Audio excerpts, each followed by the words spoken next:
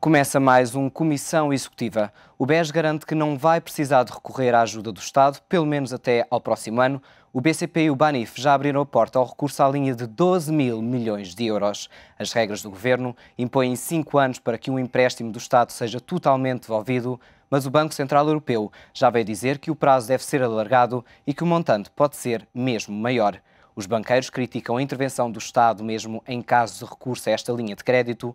Tudo isto ao mesmo tempo que a economia pede mais liquidez por parte da banca. Para discutir este tema, temos connosco Vítor Scária, professor do ISEC, Paulino Brilhante Santos, fiscalista, António Neto da Silva, economista.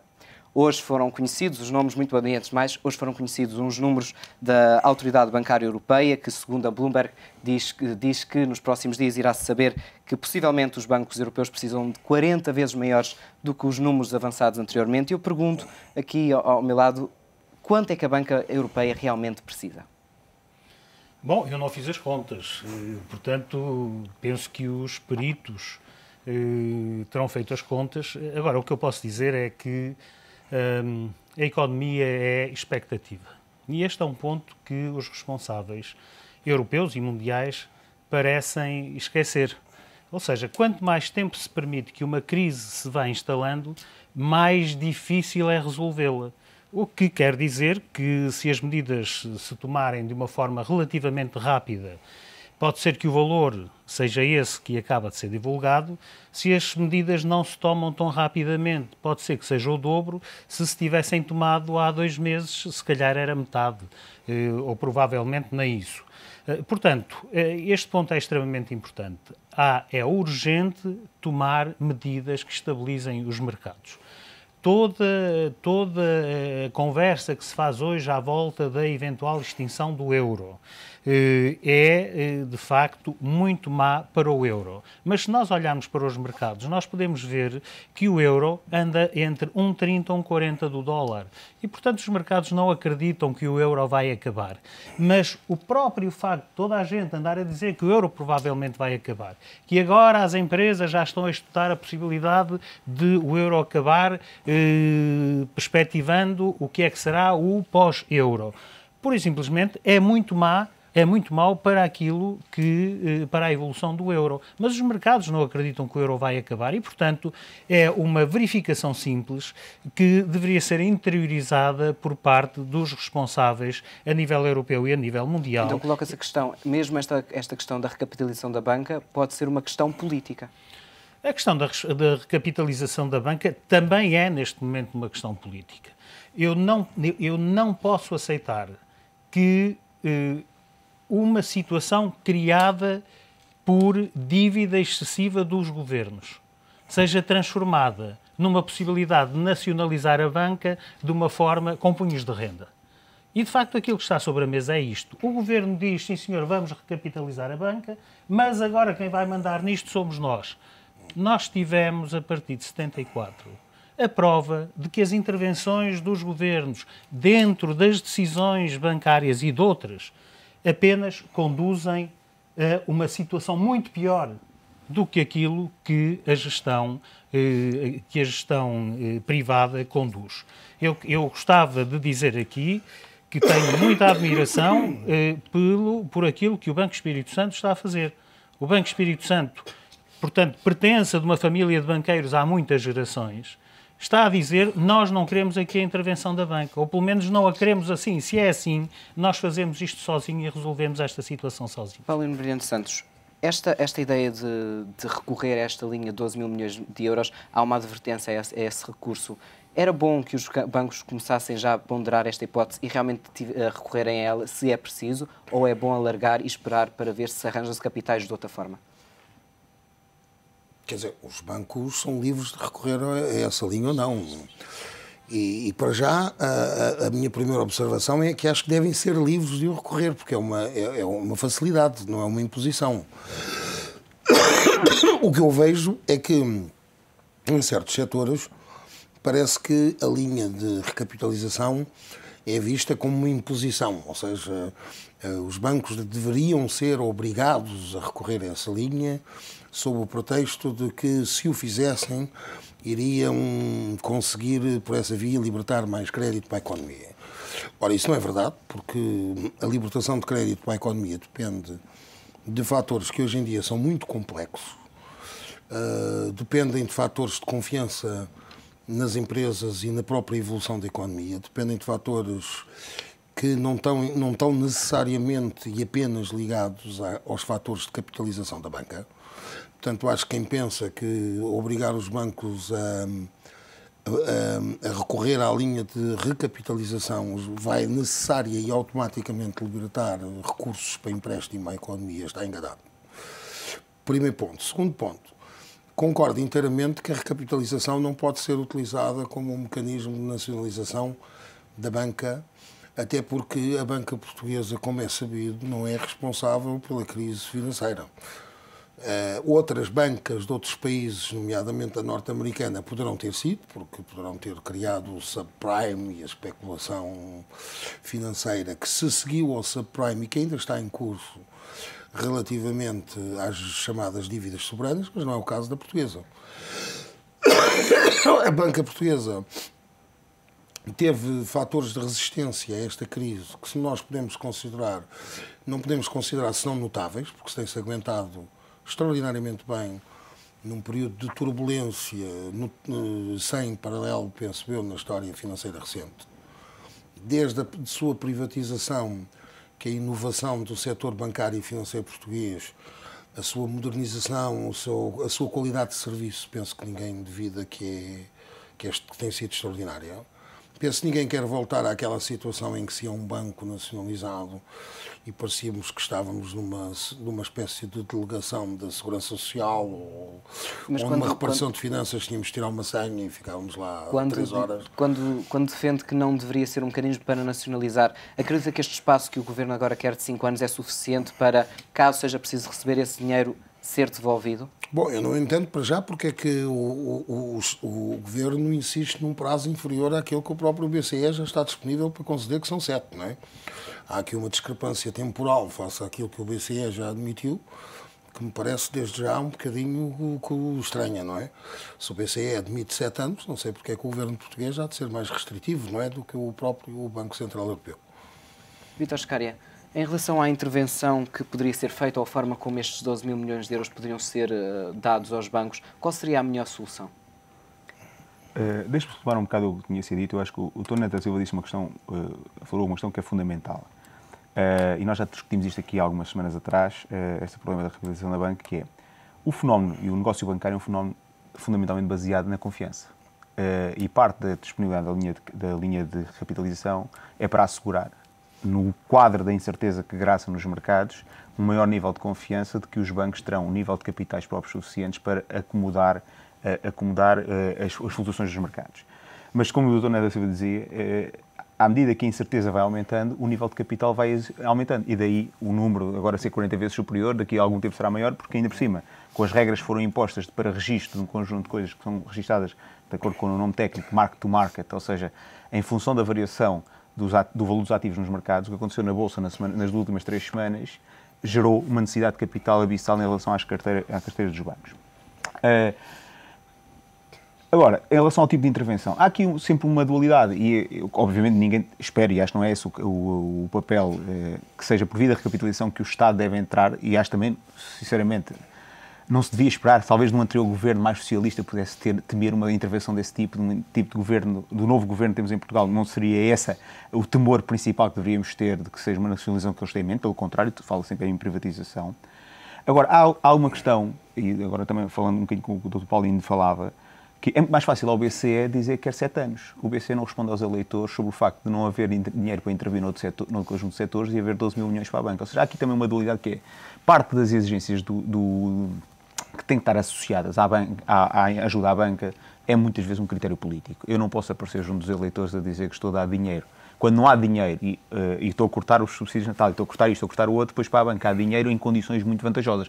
Quer dizer, eu acho que é este fundamentalmente o critério da exigência, e como nós vivemos também isso noutros países, houve aquelas restrições quando os bancos ingleses foram intervencionados por parte do banco, das autoridades inglesas, houve regras em relação aos bónus, em relação a um conjunto de coisas, para evitar que a população e os eleitores se sentissem, de alguma forma, perturbados com aquilo. Uma última nota. Não foram os bancos os causadores da crise, é verdade, mas o que é facto é que eles têm uma carteira e eles não têm um modelo de funding que, de facto, não resiste à situação atual. E isto não é culpa do Estado. Eles é que têm uma situação de funding, dependendo de um mercado internacional, que neste momento ninguém lhe empresta dinheiro. Considera que esta intervenção vai ser necessária? Inevitável? E não necessariamente. Aliás, eu acho que quando se fez, foram essas as referências foram feitas, na política, às vezes, a credibilidade dela é mais importante do que a ação. E, aliás, acho que uma parte do problema que nós temos na Europa é que nós temos armas nucleares, entre aspas, para dissuasoras, o Banco Central tem-nas, mas ao dizer permanentemente que não as vai utilizar, não tem credibilidade nenhuma à sua ação. A linha de crédito de 12 mil milhões que foi incluída no pacote foi incluída fundamentalmente por uma questão de credibilidade. Se os bancos precisassem, tinham um instrumento ao seu poder. O que seria, neste momento, nós estamos a discutir a necessidade de recapitalização da banca sem haver 12 mil milhões disponíveis. Estávamos todos a discutir, os bancos vão à falência, porque não há 12 mil milhões para ir ao capital deles. E por enquanto agora estamos a discutir se vão ou não vão. Portanto, ou seja, eu acho que a questão naquela lógica da credibilidade, da confiança, a existência da linha de 12 mil milhões foi fundamentalmente desenhada por esse efeito, face agora ao equilíbrio que há que ter entre uma desalavancagem não demasiado forte, sob pena de gerar uma restrição muito elevada do ponto de vista de crédito dos ativos dos bancos, temos que também atuar do lado passivo para aumentar a leverage que os bancos têm, e daí a necessidade da capitalização. É verdade que o crédito não é só condicionado por isso, mas também é condicionado por isso. E por isso a existência da linha tinha esta base. Quando, como dizia muito bem, o Banco Espírito Santo a família Espírito Santo diz que prefere não fazer, eu percebo perfeitamente, quer dizer, qualquer linha com condicionalidades é pior do que uma linha sem condicionalidades. Agora, há este equilíbrio que tem que ser feito para o sistema. António Neto Silva, mas ainda é possível acreditar que, por exemplo, um BCP consegue arranjar capitais próprios para garantir os limites, como é o 10% em 2012, no mercado ou pelos acionistas? Dificilmente. Pelos acionistas poderia haver uma hipótese, pelo mercado não.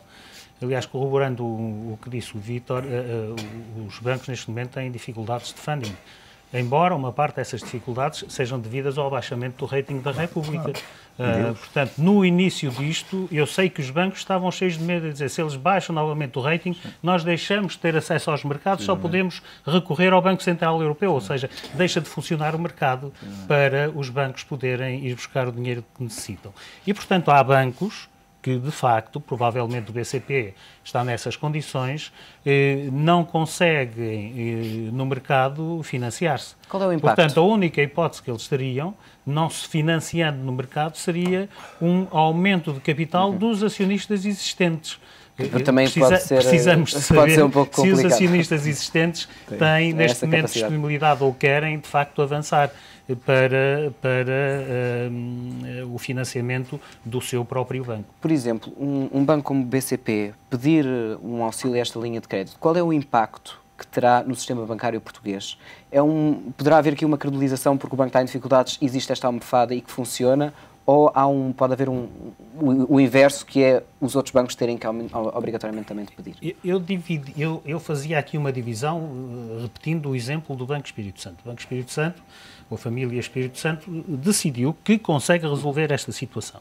E que, portanto, não precisa que o Estado vá para lá impor regras, porque o Estado não sabe impor regras. O Vítor Scária foi muito claro ao dizer trata-se da verificação de um imperativo de natureza política para que a população não venha dizer lá estão os bancos outra vez a ter dinheiro e nós não temos dinheiro para as PMEs, etc, etc.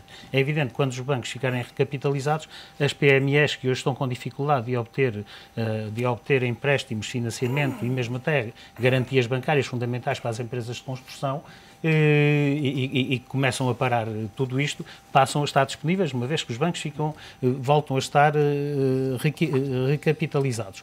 Agora, os bancos não vão ser todos obrigados, eles não são obrigados. Portanto, se há bancos que acham que não precisam e não avançam. Há bancos que precisam e, portanto, a credibilização, como o Vítor disse, a credibilização do sistema bancário passa neste momento por medidas deste tipo. Paulino Brilhante Santos, um banco pedir ajuda poderá levar outros a terem obrigatoriamente de recorrer ou são estanques, por assim dizer? Não necessariamente, quer dizer, cada banco avaliará a sua situação por si próprio. Agora, o que pode acontecer é que se um grande banco pedir ajuda, os mercados sintam que o sistema bancário no seu conjunto está fragilizado e possam sentir-se tentados, portanto, por redução do rating dos restantes bancos, por exemplo, por força da ação, lá está, as tais agências de rating. Eu não os quero diabolizar, não se trata de diabolizar as agências, mas por ação de uma desconfiança do mercado em relação ao sistema bancário no seu conjunto, haver uma redução do rating dos restantes bancos, haver uma desconfiança do mercado em relação ao sistema bancário no seu conjunto, que os restantes bancos, como o Dr. António Neto da Silva dizia, os mercados funcionam na base da confiança, haver depois também um contágio nos mercados em termos de desconfiança dos restantes bancos, que leva os outros bancos a ter algumas dificuldades que, por seu turno, faça com que outros bancos que, em princípio, poderiam não estar em condições de recorrer a esse auxílio, venham a estar em dificuldades e tenham sido e sejam levados também a necessitar desse auxílio. Pode acontecer. O melhor mesmo o chamado efeito de contágio. O melhor mesmo se será evitar este grandes recurso. bancos vierem a necessitar. O melhor seria, então, evitar este recurso? Naturalmente que sim. Sempre a solução do Banco Espírito Santo, que é uma solução que eu penso que é aquela solução mais vantajosa e sempre preferível, que é a solução dos acionistas fazendo um esforço próprio para resolverem a sua própria situação, que aliás é uma solução meritória, que envolve um esforço de capital dos próprios acionistas, é evidentemente sempre a solução preferível, não é? Agora gostava também de fazer só 2 apontamentos. É certo que o Estado não tem responsabilidades no funding dos bancos, não é? Mas tem alguma responsabilidade na descapitalização dos bancos, não é? Na medida em que, como é sabido, sobretudo nos últimos anos do governo anterior, levou os bancos e pressionou os bancos de forma bastante notória a um investimento muito forte no financiamento do Estado, das empresas públicas, etc. Portanto, houve, da parte do Estado, algum contributo também para que os bancos, de algum modo, ficassem numa situação que os leva agora a terem alguma debilidade em termos financeiros. Vítor Scário. Diogo, desculpa, o Vítor não se importa só aqui um segundo. Sim. Eu disse que havia 2 vertentes e só falei de uma das vertentes. Outra vertente interessante, que valia a pena depois meditar-se sobre isso, é a vertente de valor das ações. Ou seja, quando o Banco Espírito Santo afirmou de uma forma decidida, as ações nós dispararam. não pretendemos disparar um 16% ou 17% e estiveram suspensas por 2 vezes pela CMVM. Passaram os 15%. Exatamente. O que é que será a fiabilidade no valor das ações, ou seja, da propriedade de capital, que resulta da intervenção do Estado, sabendo os acionistas que o Estado agora passa a poder ali ter uma espécie de golden share e que pode impedir e inclusive pode obrigar o banco ou a gestão do banco a fazer aquilo que o Estado quer e não aquilo que a gestão em si pensaria que é uma coisa interessante, e é a tal segunda vertente, que impacto tem isto no valor das ações? Vítor Scário, poderíamos aqui ver um decréscimo do valor das ações com uma intervenção do Estado? Podemos, quer dizer, como dizia o Dr. Paulinho, com uma razão, é assim, tudo isto se passa numa lógica de credibilidade global do sistema. E nós não sabemos, quando um banco for pedido, o efeito de sinal que dá. E o efeito de sinal, se for sentido que é uma coisa isolada, fica por ali. Se não, mas dada o que é hoje a fragilidade do sistema, é verdade que o BES sinalizou, lá está, a sua capacidade financeira e isso conduziu a uma valorização forte. Por exemplo, em 2008, quando foi a história da outra linha, que era a linha para obter financiamento, eu acho que os bancos acordaram entre eles, que pediram todos, que era para não haver sinal. Portanto, era uma lógica, sim senhora, vamos todos em condições de igualdade. Eu julgo que a questão é essa mesmo, quer dizer, há aqui um sério risco, dada a fragilidade que existe no sistema, de todas estas ações poderem resultar na desconfiança. E quando desconfia, não sabemos onde vamos parar. Ou seja, pode-se começar a desenrolar um novelo que não sabemos onde paramos. Portanto, nesse sentido, como a pergunta inicial que ia fazer era melhor nenhum pedir? Sim, era melhor nenhum pedir, provavelmente. Não sabemos se estamos em condições de nenhum pedir. Se tiverem que pedir, que se demonstre a vantagem, a possibilidade daquilo fazer. Há outra parte, que atenção, nós continuamos a falar, vai ser mesmo necessário o lado do capital. Estes rácios, score tier 1 e coisas do género, são exigidos em função de uma relação entre um ativo e um passivo. Se o lado do ativo sofrer variações substanciais, seja porque aumenta um valor, um conjunto de ações, ou seja, o seu grau de risco diminui na ponderação das necessidades de capital, seja porque Por outro lado, eles conseguem desalavancar noutros setores de forma mais rápida. Agora fala-se em 2 mil milhões de que o Estado utilizará dos fundos de pensões para amortizar dívidas ao setor financeiro. Isso serão necessidades inferiores de capital que eles terão. A questão depois é saber como é que estes 12 mil milhões, porque uma das hipóteses é pagar a fornecedores que, por sua vez, podem pagar aos bancos. Portanto, de qualquer forma que se traduza na diminuição dos ativos dos bancos, diminuirá as necessidades de capital. Portanto, uma questão também que se tem colocado, que mostra um pouco também dessa confiança que no sistema financeiro português tem sido um pouco ao contrário, que é o aumento dos depósitos. Como é que se justifica, numa situação destas, os portugueses aumentarem os depósitos nos bancos? Quer dizer, por um lado tem havido, do lado da parte da banca, uma atitude relativamente proativa, no sentido de captação de depósitos, com taxas de juros bastante interessantes face às alternativas. Por outro lado, há uma questão do risco, apesar de tudo, há alguma confiança geral no sistema, mas por enquanto ainda não julgo que não existir confiança na falência global do sistema. E por isso, o depósito bancário, por definição, é um ativo sem risco quando comparado com qualquer intervenção no banco. E se pensarmos bem, faça o que foram, a Bolsa atingiu o mínimo histórico, salvo erro, a semana passada, desde 1990 e troca o passo. Quer dizer que, para aquelas pessoas que tiraram o dinheiro das aplicações alternativas e puseram o dinheiro no banco, foi uma boa aposta, porque saíram, se calhar, do mercado, ou até provocaram com a saída do mercado a queda da Bolsa. Mas, de facto, quer dizer, é aqui um caminho que é... Mas é o oposto do que tem acontecido noutros países, porque noutros países parece que existe um pouco o retirar o dinheiro. Não, mas é assim, o que se tem vivido, aí convém ver países. Temos casos muito distintos, porque o caso, por exemplo, grego, começa a haver dúvidas, e ontem também havia notícias que tinha aumentado substancialmente o número de depósitos feitos em moeda estrangeira, mesmo na Banca Nacional. Exatamente.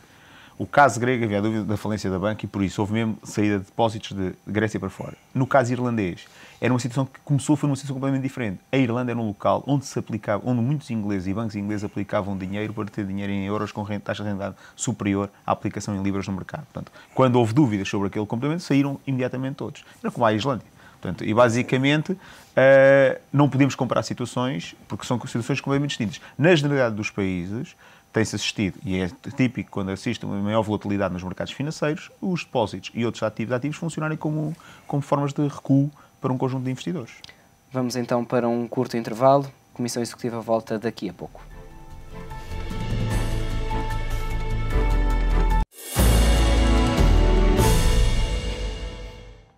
A Comissão Executiva volta com o tema da recapitalização da banca em cima da mesa.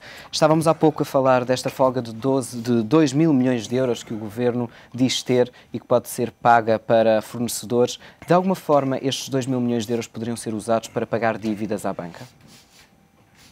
Começa aqui pelo António Neto. Eu não sei muito bem o que é uma folga na situação atual, quer dizer...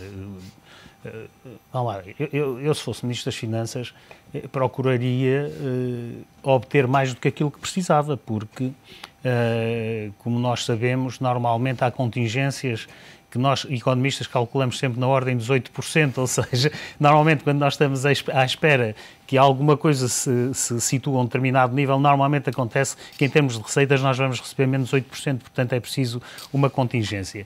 Eu acho que se o Governo tem, de facto, essa almofada, porque excedente não se pode falar de excedente quando de facto os déficits são aquilo que são, e estamos numa circunstância de grande austeridade para resolver um problema de déficit. Eu acho que o Estado deve, de facto, manter essa almofada para, no futuro, não ter que vir pedir mais aos portugueses que já estão... De alguma forma, estes 2 mil milhões de euros deviam não ser gastos já, deviam ser ficado para o próximo ano? Tem que funcionar como uma almofada até ao momento em que, eventualmente, se verifique que o tal excedente é, de facto, um excedente. Portanto, eu seria cuidadoso na utilização desse dinheiro. Acredita que, de alguma forma, poderíamos aqui usar estes 2 mil milhões de euros para pagar dívidas à banca? De modo nenhum, eu concordo inteiramente com o Dr. António Neto da Silva. Eu acho isso um disparate total, porque, para já, custa-me um bocado a acreditar que, vindo de onde venho, ou seja, vindo de fundos de pensão, de fundos de pensões do setor financeiro, os cálculos actuariais que tenham sido feitos por entidades financeiras, bancos, com grandes divisões de seguros e de pensões, etc., estejam tão grosseiramente sobreavaliados para se poder agora, de repente, pegar em 2.000 milhões de euros de liquidez pura e dizer isto aqui está a mais, pode-se gastar imediatamente. Custa-me a crer, sinceramente. Porque não me parece que os bancos propriamente sejam conhecidos por estas mãos, por serem uns mãos largas que disponham assim de 2.000 milhões de euros em caixa, em fundos de pensões ou em qualquer outra aplicação, seja qual for, para estarem assim com 2.000 milhões que por acaso, por negligência ou por inépcia ou por esquecimento tenham tido em fundos de pensões 2.000 milhões de euros a mais em caixa, não é? Portanto, acho um bocado estranho, porque, sinceramente, a falta de melhor explicação custa-me um bocado a crer nesta fartura de 2.000 milhões de euros. A não ser que tenham vendido ao Estado os fundos de pensões a prémio. Mas a questão não é essa. Quer dizer, há aqui qualquer coisa que eu não consigo perceber nestes 2.000 milhões. E, portanto, acho que por um critério de prudência e atendendo a que todos nós sabemos que a Segurança Social e as pensões da Segurança Social vão entrar em crise já provavelmente em 2017 ou 2020. Seria prudente não estar e isto são responsabilidades transferidas para o Estado, porque o Estado vai ter que pagar as pensões a esta gente toda. E os cálculos actuariais são, em qualquer circunstância, falíveis. Os custos de saúde são galopantes, a esperança de vida não para de aumentar, etc. Seria da mais elementar prudência o Estado abster-se de pegar em 2.000 milhões de euros e pagar dívidas à banca ou quem quer que seja. Seria muito mais prudente mantê-los em caixa na Segurança Social. Vítor Scária, seria melhor guardar estes 2.000 milhões de euros na Segurança Social ou poderíamos libertá-los para... Eu acho que há aqui uma confusão entre o que é... Primeiro, sobre o que são os 2.000 milhões. Os 2.000 milhões correspondem à diferença entre o montante do fundo avaliado que é transferido para o Estado é mais do que o suficiente para garantir um objetivo de 5,9% do déficit. Não há nenhum excedente, não há nenhum engano, não há nada. Agora, aqui é preciso também distinguir duas coisas que é o que é que são os valores. Isto é uma coisa relativamente complicada, às vezes explicar às pessoas, e muitas pessoas não conseguem perceber isto, que os déficits são calculados numa lógica de compromisso e não numa lógica de caixa. E nós temos que sistematicamente perceber que o que estamos aqui às vezes a distinguir são o montante dos valores de entradas fluxos financeiros em caixa. O Estado pode fazer depósitos, sim senhor, mas o que é isso senão, na prática, amortizar já uma dívida que deixa de ter responsabilidades no futuro? Portanto, formalmente, quando está a dizer para a Segurança Social, o que nós fazemos na prática é, se a Segurança Social precisar se financiar, utilizará este dinheiro precisamente para fazer um tipo de aplicação dessa natureza. Portanto, os 2.000 milhões correspondem à diferença que existe entre o montante que é transferido dos fundos e o que é necessário transferir dos fundos para garantir um déficit 5,9. Há um excesso de receita, digamos assim, do Estado de 2.000 milhões de euros. Que, obviamente, não invalidam que o Estado aqui vai passar a pagar 500 milhões de euros de pensões por ano. Portanto, foi uma conta que eu vi sobre os pensionistas dos bancos. Nós, como bem diz, não sabemos e nunca nenhum cálculo atuarial. É verdade, já não se fizeram coisas como se fizeram no passado, em que se transferiram fundos de pensões completamente não atuarialmente equilibrados, o caso do CTT, que foram os casos mais... Não havia dotação do lado ativo para compensar as responsabilidades. Aqui, pelo menos à luz do que é o conhecimento atual, diz-se que o fundo está devidamente aprovisionado, ou pelo menos os bancos assumem as responsabilidades de aprovisionar em função do que vierem a ser algumas alterações de condições. Portanto, é verdade que o Estado vai ter responsabilidades futuras, mas neste momento há aqui 2.000 milhões de euros. Se o Estado, por simplesmente dizer assim, o déficit é 2,9, eu tenho até sérias dúvidas. Se ele utilizar para pagar dívidas, verdadeiramente o déficit não fica menor que 5,9. Aqui é preciso ter uma questão. Se são dívidas, já estavam no déficit. Pois. Das duas, uma. Ou então não eram dívidas, estavam no déficit. E então são coisas adicionais. Pode ser algum buraco que não conhecemos. Pois, eu acho que não é, sinceramente, eu acho que aqui vai ser uma coisa. Boa parte da dívida comercial, nomeadamente de hospitais, de empresas públicas e tudo isso, está. Outra coisa, nós tivemos que incorporar na dívida do Estado, as empresas públicas já estão dentro do perímetro. Portanto, a amortização desse tipo de dívida não tem impacto no déficit, porque quando o Estado transfere de uma coisa que está dentro do perímetro para outra coisa que está dentro do perímetro, é um ativo para um, é um passivo para outro, aquilo anula-se, consolida, é uma transferência, anula. Agora, se esta empresa utilizar para diminuir, na prática o que é que acontece? As responsabilidades diminuíram. Portanto, nesse sentido, a questão de guardar, do ponto de vista de gestão do Estado, não faz sentido. Obviamente, deve ser salvaguardado. Não devem ser feitas operações que sejam só de curtíssimo prazo e que no ano que vem haja nova necessidade daquele dinheiro. De alguma forma, este processo poderia ajudar o sistema financeiro? Pode, eu utilizei isso há bocado, aliás, eu lancei essa questão para cima da mesa, porque tudo o que neste momento diminui os ativos dos bancos ajuda a diminuir as necessidades de capitais dos bancos. Portanto, nesse sentido, sim. Há aqui outra guerra, que isto não é verdade, algumas coisas não são dívidas, no sentido, porque uma coisa, nós associamos a dívida é uma coisa vencida.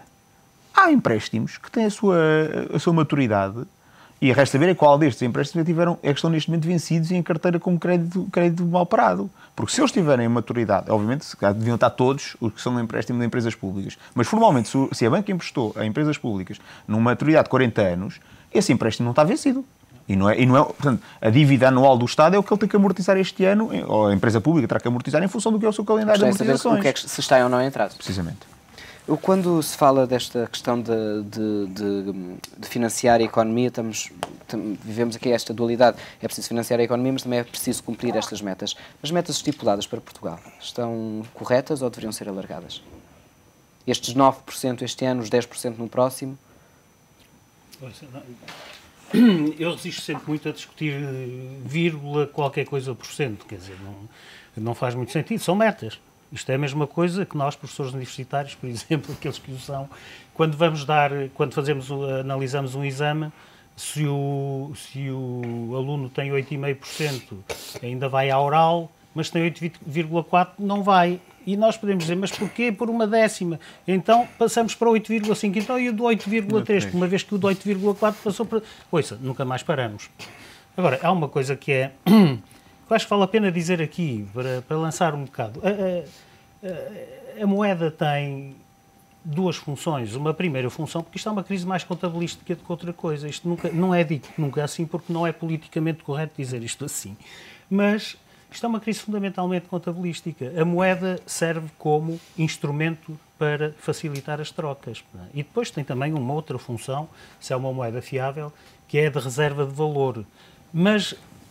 Portanto, isto é uma crise que está a passar para a economia real, mas é uma crise de um instrumento que permite e que facilita as trocas.